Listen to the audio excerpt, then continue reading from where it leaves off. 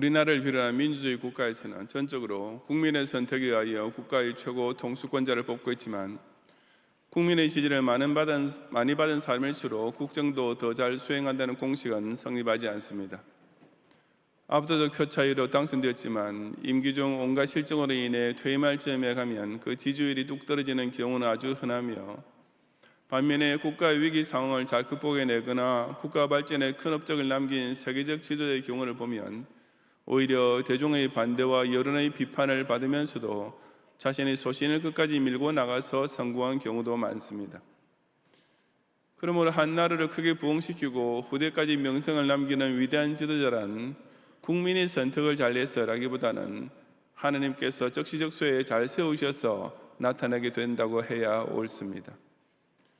그런데도 사람들은 여전히 자기의 욕구를 충족시킬 수 있는 왕을 찾으려 하고 자기의 마음에 맞는 대통령만 뽑아놓으면 만사가 잘 될 것이라고 기대하고 있습니다. 예수님께서 이 세상에 초림하셨을 때도 많은 사람이 예수님을 그런 식으로 대했습니다. 즉 예수님을 자기네 정치적 기대에 부응해 줄 군주, 자기네 경제적 요구를 만족시켜 줄 메시아로 기대하면서 왕으로 세우려 했던 것입니다. 이 문제는 예수님 공생의 말기까지 끊임없이 이어졌으며, 그럴 때마다 예수님께서는 백성이 당신에 대하여 가지는 그런 정치적 기대를 일축하셨는데, 오늘 본문 역시 그 대표적 사건을 기록하고 있습니다. 이제 성탄의 절기 12월이 시작되는 오늘 주일에 저는 이 말씀을 통해 예수님은 과연 어떤 메시아로 이 세상에 오셨는지를 함께 상고해 보고자 합니다. 첫째, 예수님은 세상 사회를 유토피아로 만들기 위하여 사람으로부터 추대를 받은 메시아가 아니십니다. 1절부터 5절까지 함께 봉독하겠습니다. 그 후에 예수께서 갈릴리에서 다니시고 유대에서 다니려 아니하심은 유대인들이 죽이려 함이라. 유대인의 명절인 초막절에 가까운지라. 그 형제들이 예수께 이르되 당신이 행하는 일을 제자들도 보게 여기를 떠나 유대로 가소서. 스스로 나타나기를 구하면서 묻혀서 이르는 사람이 없나니 이 일을 행하려 하거든 자신을 세상에 나타내소서 하니, 이는 그 형제들까지도 예수를 믿지 아니함이라. 아멘. 이 사건은 초막절이 가까이 다가왔을 때 일어나는데, 초막절이란 유대인의 추수감사절에 해당합니다. 예수님께서는 바로 그 다음 해의 6월절에 순환을 당하셨으므로 이 사건은 예수님께서 십자가에 달리시기 약 반년 전에 일어났던 일이었습니다. 이때쯤 예수님께서 갈릴리에서 다니시고 유대에서 다니려 아니하셨다라고 했는데, 그 이유는 유대인들이 예수님을 죽이려 했기 때문이었습니다. 여기서 유대인이란 바리새인과 사두개인과 제사장 등 유대 종교 지도자를 가리키는 말인데, 당시 예수님에 대한 그들의 적의와 살기가 갈수록 높아지고 있었습니다.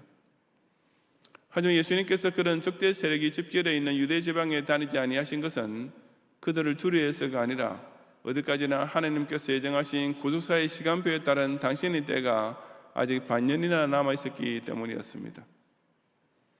그런 와중에 초막절이 다가오자 야고보, 요셉, 시몬 등 예수님의 육신의 형제들이 예수님에게 당신이 행하는 일을 제자들도 보게 여기를 떠나 유대로 가소서라고 뜻밖의 건의를 했습니다. 그들이 말한 예수님이 행하는 일이란 바로 앞장에 나오는 오병이어의 사건 같은 기적을 가리킵니다.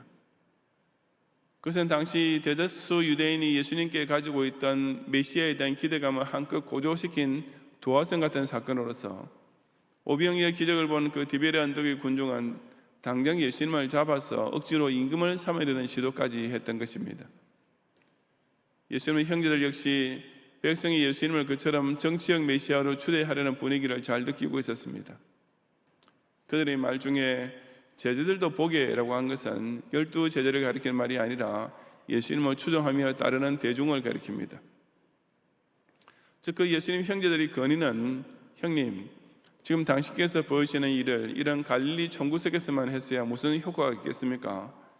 그러지 말고 우리 민족의 정치 1번지인 유대로 가서 많은 대중 앞에서 이런 기적을 한번 일으켜 주시면 순식간에 엄청난 추종자와 지지자를 끌어모을 수 있을 것입니다 라는 의미였습니다. 그러면서 그들은 덧붙이기를 스스로 나타나기를 구하면서 묻혀서 일하는 사람이 없나니 자신을 세상에 나타내소서라고 했습니다.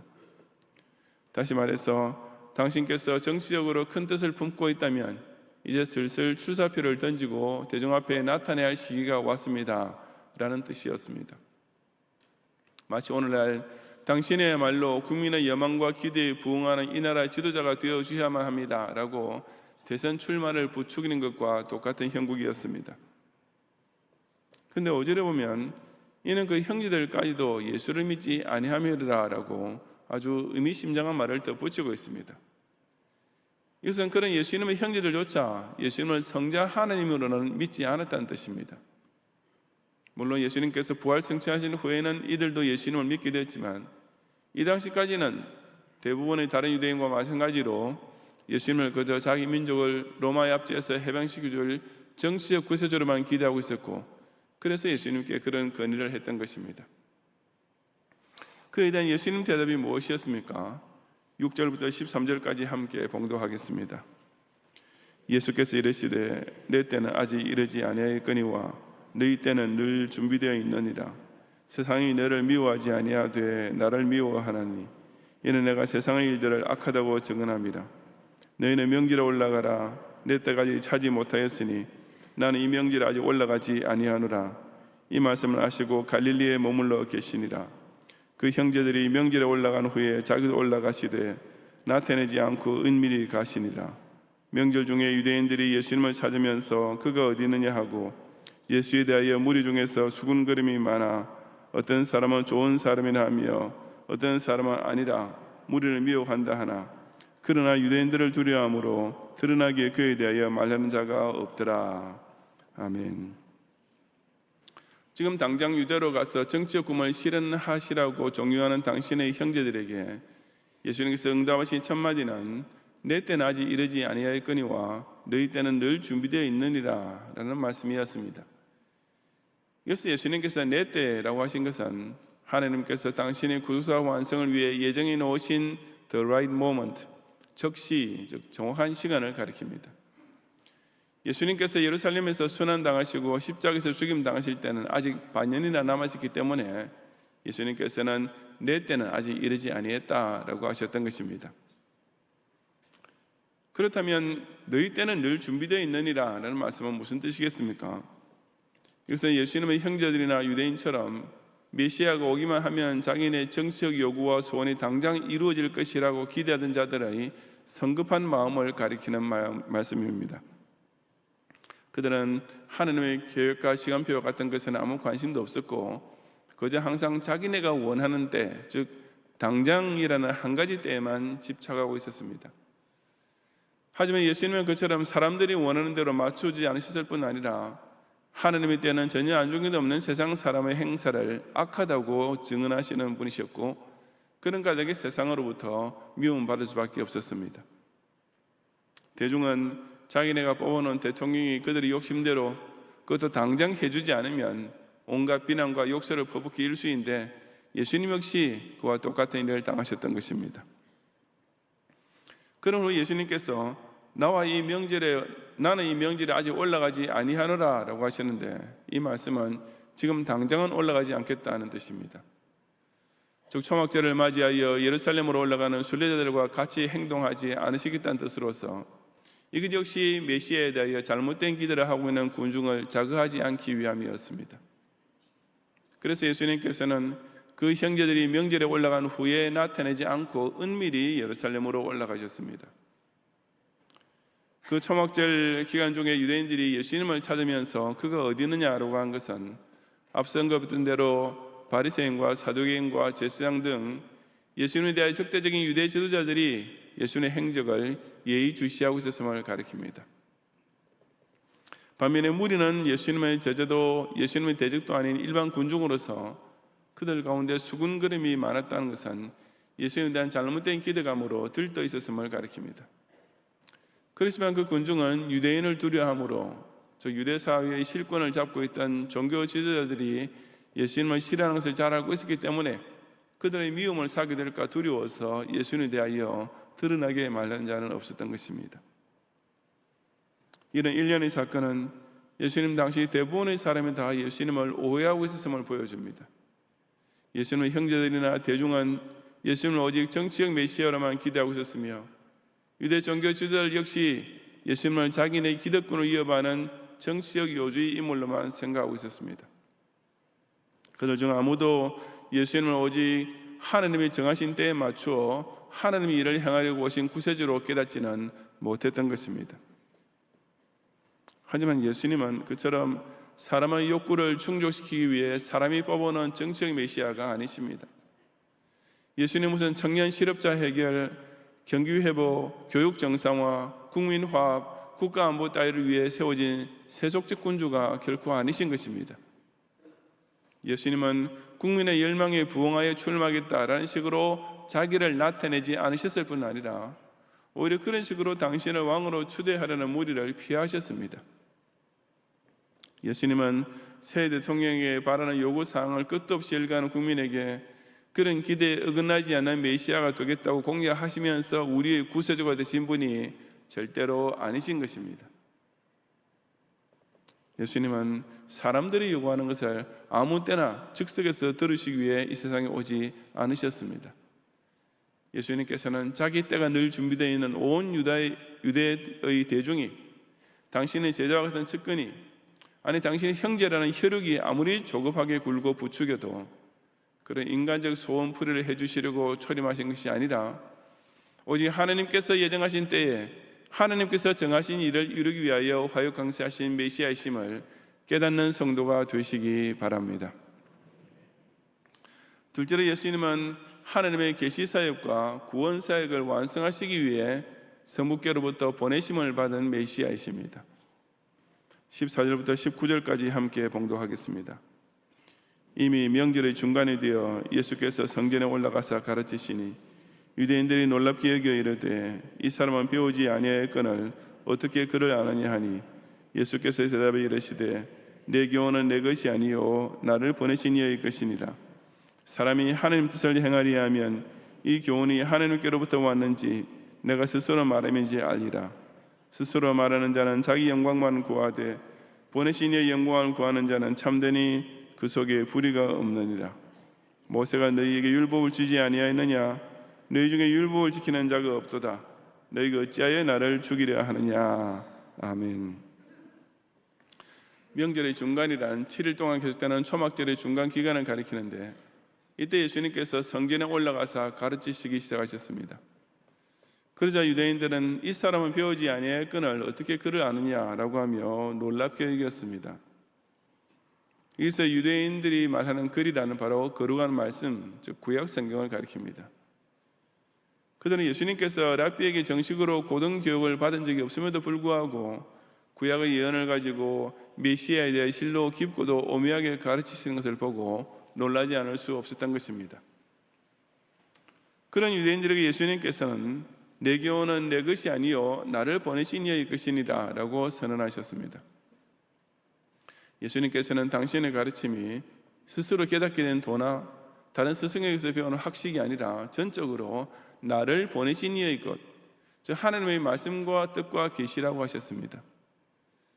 그런 후 연이어서 사람이 하나님 뜻을 행하리 하면 이 교훈이 하나님께로부터 왔는지 내가 스스로 말함인지 알리라 라고 하셨는데 이는 하나님 뜻과 예수님 말씀이 항상 정확하게 일치했음을 의미합니다.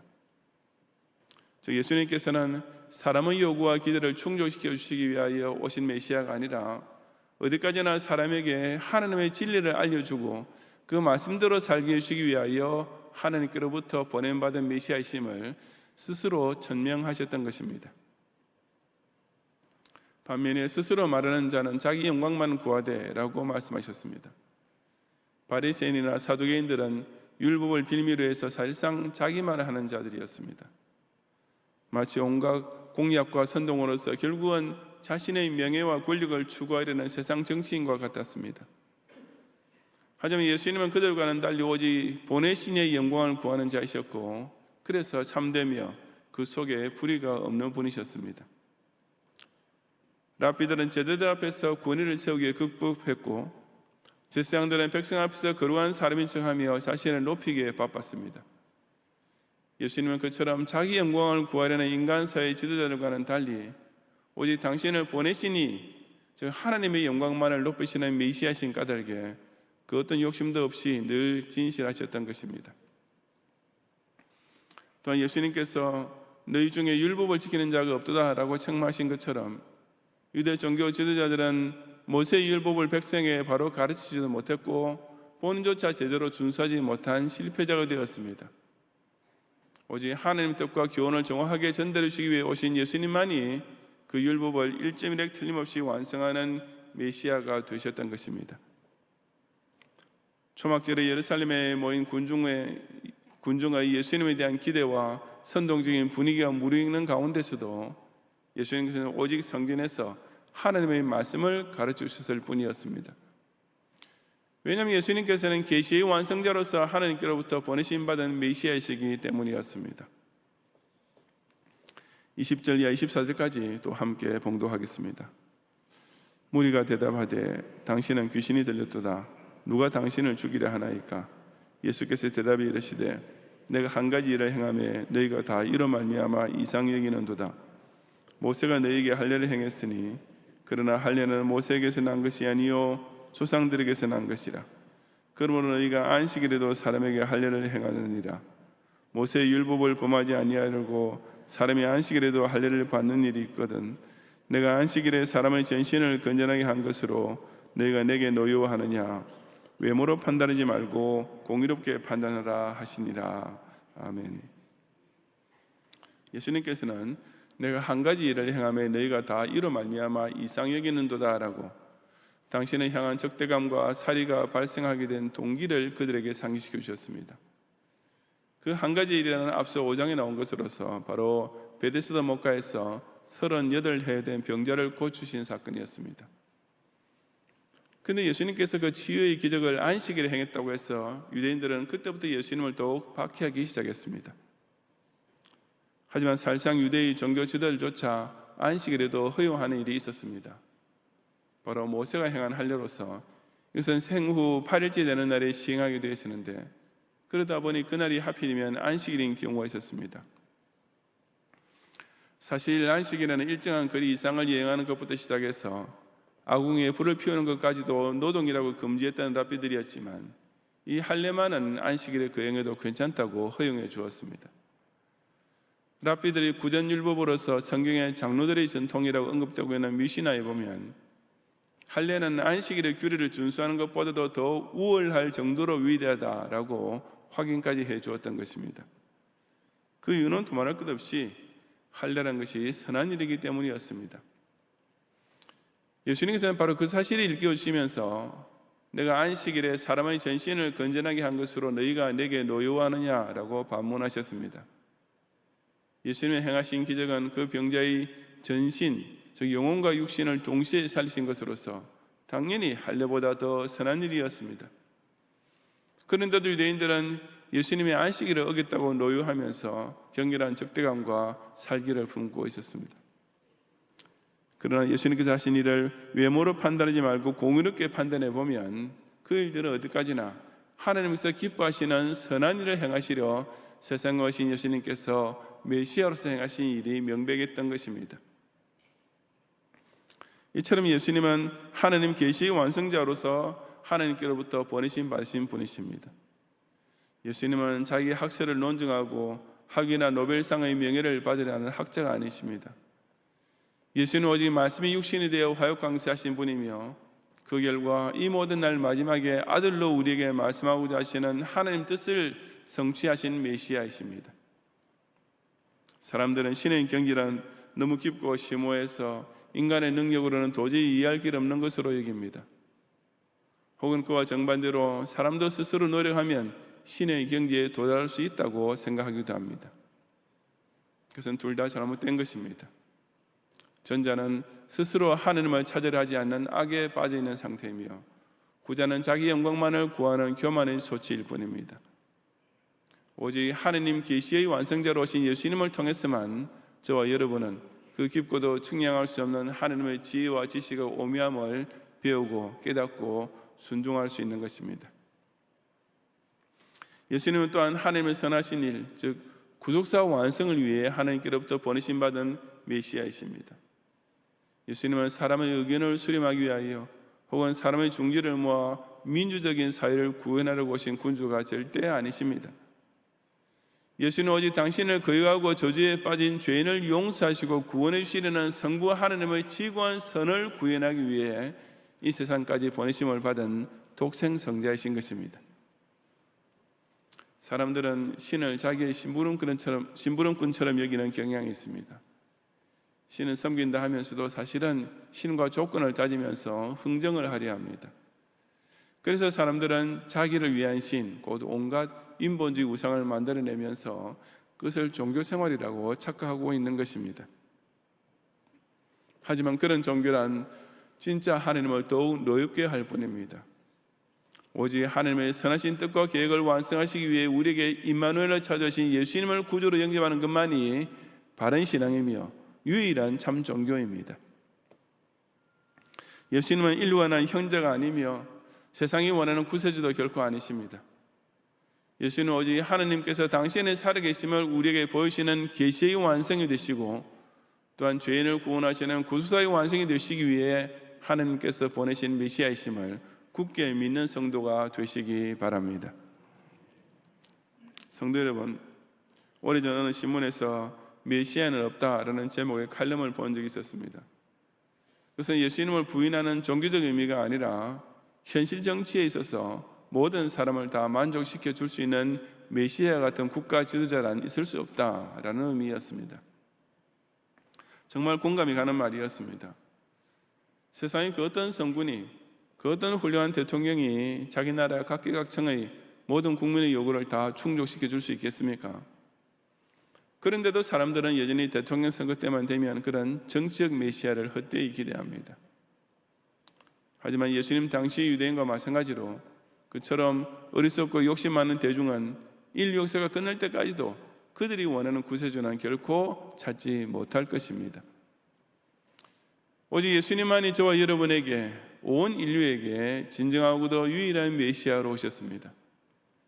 우리는 예수님 때문에 하나님의 깊고 넓고 지극히 높으신 것을 알 수 있게 되었습니다. 왜냐하면 예수님은 계시의 완성자로 오셨기 때문입니다.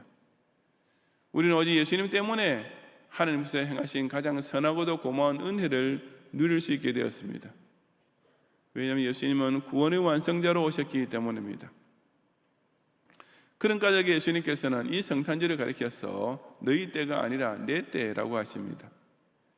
예수님 탄생은 무슨 도깨비 방망이 같은 것을 휘둘러서 당장 복이 터지게 하기만을 성급하게 기다리는 인간의 요구를 충족시켜주는 절기가 결코 아닙니다.